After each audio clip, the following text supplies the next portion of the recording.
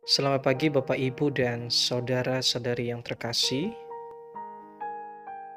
Pagi ini kita bisa bertemu dalam program Repa, Renungan Pagi GKJ Mino Martani. Kita bersyukur kepada Tuhan atas kasih setia kepadanya untuk kita semua. Pagi ini saya mau ajak kita semua untuk membaca sebagian firman Tuhan yang terambil dari Injil Matius pasal 6 ayat 7 sampai yang ke-8. Demikian firman-Nya. Lagi pula dalam doamu itu janganlah kamu bertele-tele seperti kebiasaan orang yang tidak mengenal Allah. Mereka menyangka bahwa karena banyaknya kata-kata doanya akan dikabulkan. Jadi, janganlah kamu seperti mereka, karena Bapamu mengetahui apa yang kamu perlukan sebelum kamu minta kepadanya. Bapak, Ibu, dan saudara-saudari, serta anak-anak yang terkasih dalam nama Tuhan Yesus Kristus, pagi ini tema kita adalah kesungguhan dalam berdoa. Ini merupakan percakapan Yesus saat Dia mengajarkan banyak orang saat itu tentang bagaimana berdoa kepada Allah. Nah, apa sih sebenarnya yang dimaksud dengan doa itu? Doa merupakan suatu permohonan atau boleh dikatakan sebagai harapan, permintaan kepada Tuhan. Walaupun banyak jenis doa yang bisa kita sampaikan kepada Tuhan dalam setiap harinya. Atau boleh juga dikatakan bahwa doa itu adalah sebagai ungkapan kepada Tuhan, baik untuk meminta berkat, baik untuk dalam meminta keselamatan, dan lain sebagainya. Namun pagi ini firman Tuhan mengajarkan kita Bapak Ibu dan saudara-saudari yang terkasih, bagaimana kita bisa berdoa dengan kesungguhan hati kita kepada Tuhan. Jadi bagaimana menjadi orang dalam berdoa yang benar yang diajarkan oleh Alkitab?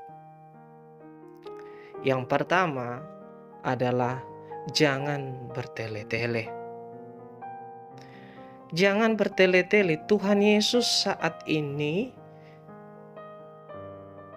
mengajarkan banyak orang, terutama dalam kehidupan kita juga.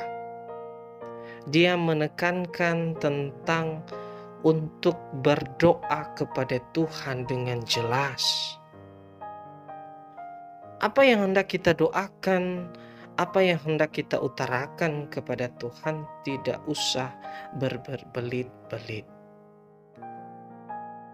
Bapak, Ibu, dan saudara-saudari yang terkasih, ada banyak orang yang lupa bahwa meminta sesuatu kepada Tuhan seharusnya penuh kesungguhan hati. Dan sudah ada dalam pikiran kita masing-masing apa yang hendak kita sampaikan kepada Tuhan, apa yang hendak kita utarakan kepada Tuhan. Yang kedua, menjadi orang yang berdoa dengan kesungguhan hati adalah menyampaikan dengan jelas. Dalam hidup ini kita terus mengalami banyak gejolak. Ada tantangan yang kita hadapi. Namun dalam menjalankan kehidupan ini, tentu juga sebagaimana kita adalah orang yang percaya, mintalah, sampaikanlah kepada Tuhan dengan jelas.